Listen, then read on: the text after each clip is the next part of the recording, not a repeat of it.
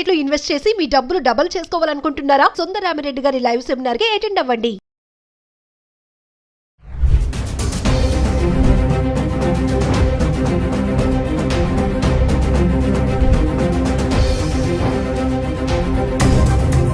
Hello viewers, welcome back to our channel. ప్రస్తుతం మనతో పాటు ఉన్నారు ఎంఎన్సీ ఎగ్జిక్యూటివ్ 25 ఇయర్స్ నుంచి అమెరికాలో ఉంటున్నటువంటి వీరభద్ర సార్ గారు. సార్తో మాట్లాడదాం. ప్రెసెంట్ అమెరికాలో సిచ్యువేషన్ ఎలా ఉంది అనేది. ఈరోజు చూసుకుంటే మరి 8 లక్షల మందిని ట్రంప్ గెట్అవుట్ అంటున్నాడు. చాలా మందిని రిటర్న్ పంపించేస్తున్నారు, మిలిటరీ ఎయిర్ క్రాఫ్ట్ బుక్ చేసి కూడా. మరి ఒక్కసారి సార్తో మాట్లాడదాం. మరి అక్కడ ఉన్నారు కాబట్టి అక్కడ ప్రెసెంట్ సిచ్యువేషన్ ఏంటి, మన వాళ్ళు ఎలాంటి ఇబ్బందులు పడుతున్నారు అనే దానిపైన. నమస్తే సార్. నమస్తే అమ్మా. సార్, అమెరికాలో H1B వీసాతో సెటిల్ అవ్వాలి అంటే ప్రాసెస్ ఎలా ఉంటుంది? అంటే H1B వీసా ఉంటే సెటిల్ అయిపోవచ్చు అక్కడ అంటే ఏం చెప్తారు సార్? ఇప్పుడు కొన్ని మాటలు మనము చాలా లూజ్గా వాడుతూ ఉన్నాయి. ఎవరైనా సరే మీ ఆడియన్స్ చూసేవాళ్ళు, ఫస్ట్ ఆఫ్ ఆల్ సెటిల్ అవడం అంటే ఏంటి? ఫిజికలీ స్టే చేయడమా, ఫినాన్షియలీ ఎస్టాబ్లిష్ అవ్వడమా, లేకపోతే ఒక ఉద్యోగంలో లాంగ్ టైంలో ఎంగేజ్ అవ్వడమా, ఏంటి? సో H1B అన్నది is just your visa status. H1B జనరల్గా for the long maximum period of 6 years ఇస్తారు. మధ్యలో ఒక 3 years తర్వాత రెన్యువల్ చేయాలి. అలానే H1B అనేది ఎంప్లాయర్ స్పాన్సర్డ్ వీసా. ఒక ఎంప్లాయరు నేను నా ప్రయత్నాలు నేను చేసి లోకల్గా ఉద్యోగుల కోసం వెతికితే నాకు కావాల్సిన స్కిల్ అండ్ ఎక్స్పీరియన్స్ ఉన్నవాళ్ళు దొరకలేదు కాబట్టి నేను H1 ఫైల్ చేస్తున్నా అని ఒక అండర్టేకింగ్ ఇచ్చి, ఎఫిడవిట్స్ ఇచ్చి, దానికి తగ్గట్టుగా తను చేసిన ఎఫర్ట్స్ ఏంటి, మినిమం 3 months ఎంతో పబ్లిష్ చేసి, ఎన్ని రెజ్యూమ్స్ వచ్చాయి, ఎంతో ఫిల్టర్ చేసాము, ఇవన్నీ ప్రూవ్ చేయాలి అది ఆ కంపెనీ. అప్పుడు వాళ్ళు ఫైనల్గా H1 ఫైల్ చేస్తారు. ఆ H1లో ఎవరన్నా నాలాంటి వాడు వచ్చాడు అనుకుందాం. వస్తే నేను అక్కడ జాబ్ చేస్తాను. మళ్ళీ అగైన్ లాస్ట్ టైం మీకు చెప్పాను, there is nothing called a job in America. Everything is temporary, everything is project oriented. So మనము ఒక ప్రాజెక్ట్కి వాళ్ళు హైర్ చేసినట్టయితే అది 3 నెలల, 6 నెలల, సంవత్సరమా ఆ ప్రాజెక్ట్లో మనం వర్క్ చేస్తాం. ఒకవేళ లాంగర్ ప్రాజెక్ట్స్ ఉన్నాయి, లాంగ్ టైం నడిచే ఎంగేజ్మెంట్స్ ఉన్నాయి, లేదంటే ఒక ప్రాజెక్ట్ నుంచి ఇంకో ప్రాజెక్ట్కి, ఇంకో ప్రాజెక్ట్ నుంచి ఇంకో ప్రాజెక్ట్కి, అట్లా అదే ఎంప్లాయర్ దగ్గర మీరు 3 ఏళ్ల పాటు కంటిన్యూ అయ్యారనుకుందాం. అప్పుడు 3 ఏళ్ల తర్వాత all you have to do is get your H1 renewed. ఆ రెన్యువల్ మళ్ళీ అప్రూవ్ రాగానే జనరల్గా మన పిల్లలు చేసేది ఏంటంటే ఇండియాకి వచ్చి స్టాంపింగ్ చేయించుకొని మళ్ళీ వెనక్కి వెళ్తారు కదా. అది ఇండియాకే రావక్కర్లా, వేరే వేరే మెథడ్స్ కూడా ఉన్నాయి. అసలు యాక్చువల్గా మీరు స్టాంపింగ్ చేయాల్సిన అవసరం కూడా లేదు మీకు. Stamping is only for the purpose of travel తప్ప మీరు విత్ ఇన్ ద కంట్రీ ఉంటే అదే కాగితం మీద మీరు అన్ని పనులు చేసుకోవచ్చు. కానీ చాలా మటుకు మన వాళ్ళందరూ అనుకునేది ఏంటంటే రెన్యువల్ అయింది కాబట్టి నేను ఇండియాకి వెళ్ళాలి, దీన్ని స్టాంపింగ్ చేయించుకుని రావాలి అని సార్. ఓకే, వచ్చారు. వచ్చిన తర్వాత మళ్ళీ అనదర్ 3 years అది కంటిన్యూ అవుతుంది. అలానే ఒకవేళ అదే ఎంప్లాయర్ మీకు మళ్ళీ వేరే ప్రాజెక్ట్లో పెట్టి వేరే ఎంగేజ్మెంట్స్ ఇచ్చి మీకు కంటిన్యూ చేశాడు అనుకోండి, అక్కడే మీరు 6 ఏళ్ల పాటు సెటిల్ అవ్వచ్చు. సెటిల్, అది దట్స్ వన్ వే మనం సెటిల్ అంటాం. But it's again temporary for 6 years. ఈ లోపు green card, permanent residency process ఒకవేళ అదే ఎంప్లాయర్ ఆయన దయా కరుణం ఉంటే బాగుంటే ఏం చేస్తారంటే they will initiate green card process. మళ్ళీ అక్కడ లేబర్ సర్టిఫికేషను అన్నీ వాళ్ళు వెళ్తారు. వెళ్ళి గ్రీన్ కార్డ్ కోసం అని చెప్పి again H1 or labour certification, then I-140, then eventually permanent residency or adjustment of status అంటారు దాన్ని, గ్రీన్ కార్డ్. సో అది మళ్ళీ ఒక ప్రాసెస్. అది 6 ఏళ్ళు అయిపోయిన వాడికి ఈ లేబర్ సర్టిఫికేషన్ I-140 కూడా కంప్లీట్ అయి ఉన్నట్టయితే వాళ్ళు ఎవ్రీ 2 years, ఎవ్రీ 1 year మీకు రెన్యూ చేసుకుంటూ ఉండొచ్చు. ఆటోమేటిక్గా అప్రూవ్ కూడా చేస్తారు. అది గ్రీన్ కార్డ్ వచ్చేంత వరకు, అంటే మన టర్న్ వచ్చేంత వరకు ఇది రెన్యూ చేసుకుంటూ అక్కడ ఎక్స్టెండ్ చేసుకుంటూ ఉండొచ్చు. అంటే H1B వీసా ఉన్న వాళ్ళకి గ్రీన్ కార్డ్ ఈజీగా వచ్చేస్తుంది సార్? ఈజీ ఏది లేదు. ఇప్పుడున్న స్టాటిస్టిక్స్ ప్రకారం కొన్ని స్టేటస్లో గ్రీన్ కార్డ్ కావాలంటే మీరు 70 years, 60 years వెయిట్ పీరియడ్ ఉందన్న. అంటే మన లైఫ్ టైంలో అది రాదు. సో అమెరికాకి వెళ్ళి సెటిల్ అంటే ఇదే. స్టేటస్లో స్టేటస్ నన్ను ఇక్కడి నుంచి ఉద్యోగం లేకపోయినా బయటికి పంపించరు అనే స్టేటస్కి రావడం అంటే గ్రీన్ కార్డ్ తెచ్చుకోవడం.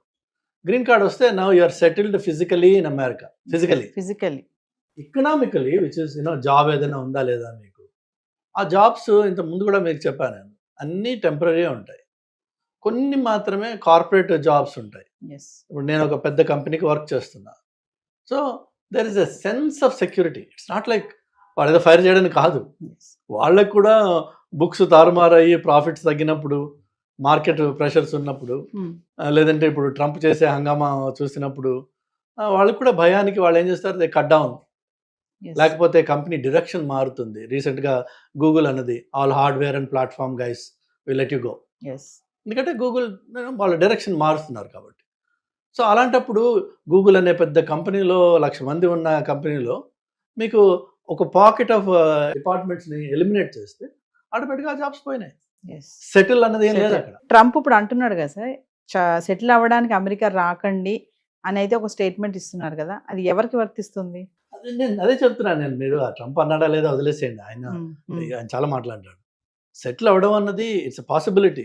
H1B నుంచి మీరు I-140 తర్వాత ఈవెన్చువలీ గ్రీన్ కార్డ్ వచ్చి అక్కడ మీరు ఉండొచ్చు. అట్ ద సేమ్ టైం ఆ ఉంటున్న టైంలో మీకు ఒకటే ఉద్యోగంతో 20 ఏళ్ళు 10 ఏళ్ళు 25 ఏళ్ళు ఉండే ఛాన్స్ లేదు. అమెరికానే కాదు, ఈవెన్ ఇండియా కూడా మీరు ఈ రోజున చూస్తే మీకు గవర్నమెంట్ ఉద్యోగాలు లేకపోతే బ్యాంక్స్ ఇలాంటివి ఏమన్నా అది మీరు ఎక్కడ జాయిన్ అయితే అక్కడ సెటిల్ అయిపోవచ్చు. కానీ మిగిలినవన్నీ ఐటీ జాబ్స్ అన్నీ కూడా then are permanent jobs. Anybody can be laid off any time. 2 weeks notice ఇవ్వాలి వాళ్ళు అంతే. ఆర్ మేబీ ఇండియాలో నోటీస్ టైం ఎక్కువ ఉందేమో, బట్ నోటీస్ ఇచ్చేసి వాళ్ళు లే ఆఫ్ చేయొచ్చు. వాళ్ళు nothing holds them back. There is no protections under the law. Present ఇప్పుడు ట్రంప్ H1B వీసా దాంట్లో కూడా మార్పులు చేస్తున్నామని చెప్పి అంటున్నారు కదా సార్, ఏమన్నా మార్పులు జరిగాయి అనుకుంటున్నారా? యాక్చువల్గా ట్రంప్ అండ్ ఈలాన్ మస్క్ వీళ్ళు ఈ బ్యాచ్ అంతా they are more in favour of H1B. వాళ్ళకి డిజైర్ ఉంది దీన్ని H1B ప్రోగ్రామ్ని మరింత ఎఫిషియెంట్గా చేయాలి, ఇందులో ఉన్న లూప్ హోల్స్ ఏవైతే ఉన్నాయో వాటిని కంట్రోల్ చేయాలి. But America needs talent. అందులో there is no second thought about. So ఆ టాలెంట్ అనేది ఏమవుతుంది, ఎక్కడి నుంచి వస్తుంది? మెయిన్గా there either Indians or Chinese or Philippine. ఈ పాపులేషన్స్ ఎక్కువ ఉంటాయి నంబర్స్ చూస్తే. మీరు ఆ పాపులేషన్ ఎక్కువ ఉంటుంది కాబట్టి మన గ్రీన్ కార్డ్ కూడా అంత లేట్ అవుతుంది అనమాట. వేరేజ్ కొన్ని కంట్రీస్కి 1 yearలో గ్రీన్ కార్డ్ వచ్చేస్తుంది, బికాజ్ ఆ కంట్రీస్ నుంచి రిప్రజెంటేషన్ అంత తక్కువ ఉంది. సో అందుకని చెప్పేసి H1కి పాజిటివ్గానే ఉంటుంది. ఇన్ ఫ్యూచర్ ఇష్యూస్ ఇంకా డెవలప్ అవుతాయి, పాజిటివ్నెస్ బాగుంటుంది. కానీ వాళ్ళకి గ్రీన్ కార్డ్ రావడం అనేది అది ట్రంప్ ఒక్కడి వల్ల అయ్యే పని కాదు. అది కాంగ్రెస్లో లీగల్ ఏదైతే ఉందో స్టేటస్ మార్పిడి లేకపోతే గ్రీన్ కార్డ్స్ కోటా మేనేజ్మెంట్ ఏదైతే ఉందో దానికి నేను అమెరికాకు వెళ్ళినప్పటి నుంచి క్యాంపెయినింగ్ నడుస్తుంది, ఇన్ఫ్లుయెన్సెస్ నడుస్తున్నాయి, బిల్స్ వస్తున్నాయి. కానీ అన్ని బిల్స్ ఫెయిల్ అయిపోయినాయి ఇప్పటిదాకా. Nobody could overhaul that process, that system. అందులో సిస్టంలో ప్రాబ్లమ్స్ ఉన్నాయని అందరికీ తెలుసు. లీగల్ ఇమిగ్రెంట్స్ కష్టపడుతున్నారన్న విషయం అందరికీ తెలుసు. కానీ దాన్ని ఫిక్స్ చేయడం అన్నది it's a political landmine. Nobody wants to step on that. ఎందుకంటే H1 L1 F1 ఇంకో 1 అది వదిలేసి అందరూ ఇమిగ్రెంట్స్. అండ్ ఇమ్మిగ్రేషన్ అనేది ఒక సెన్సిటివ్ టాపిక్. సో దాంట్లో ఏమాత్రం అటు ఇటు చేసినా ఎవరైతే దాన్ని సెన్సిటివ్గా చేసి భూతంలా తయారు చేసి ఇమ్మిగ్రెంట్స్ వచ్చి మన అమెరికాని మన కల్చర్ని మార్చేస్తున్నారు, ఇవన్నీ ఉన్నాయి కదా గొడవలు. సో వాళ్ళు they take that up as a very serious topic.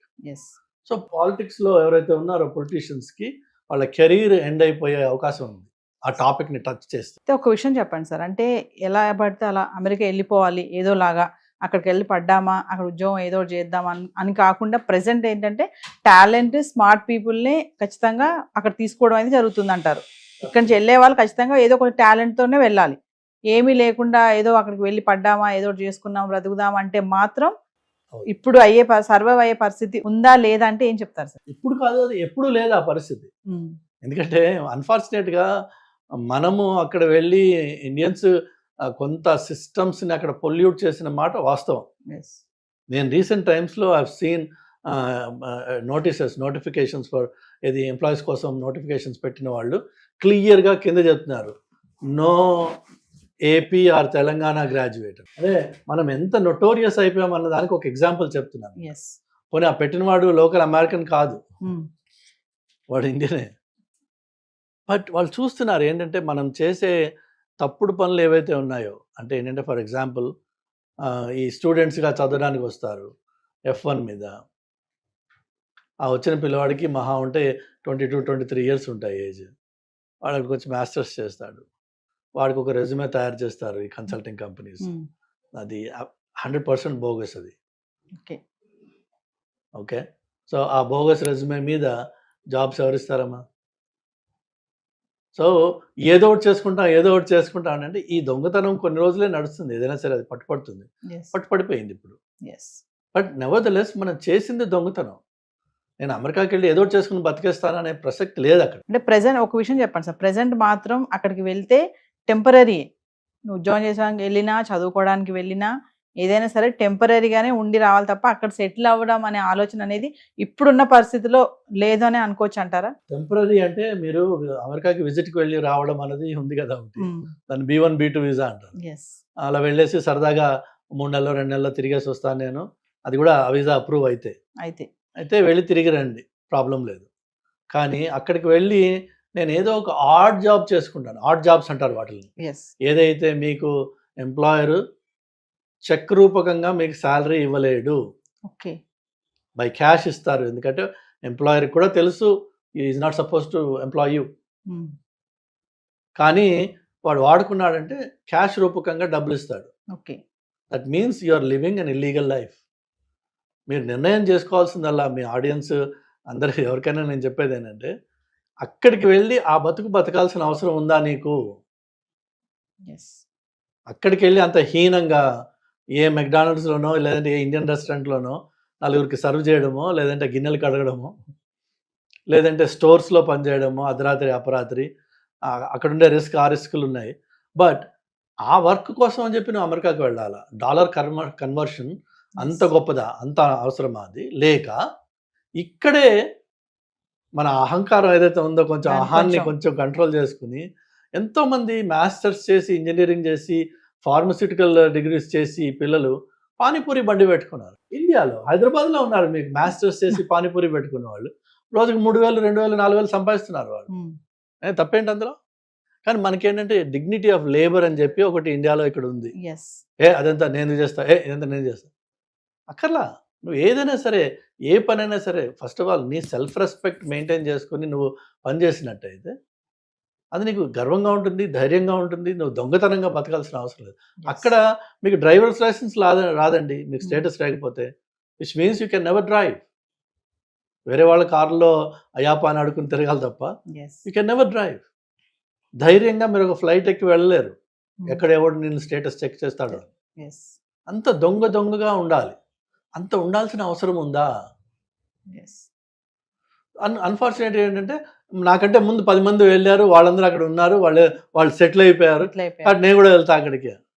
ఈ పక్కవాడిని చూసుకుని మనకి అది ఆ ఇచ్చి మొదలవడం తప్ప, అందులో అక్కడికి వెళ్ళాక తెలుస్తుంది వాడు ఎంత దరిద్రంగా అక్కడ ఉంటున్నారు అనేది. ఒక్కొక్క అపార్ట్మెంట్లో 4-3 ఉండాల్సిన అపార్ట్మెంట్లో 8 మంది 10 మంది ఉంటారు.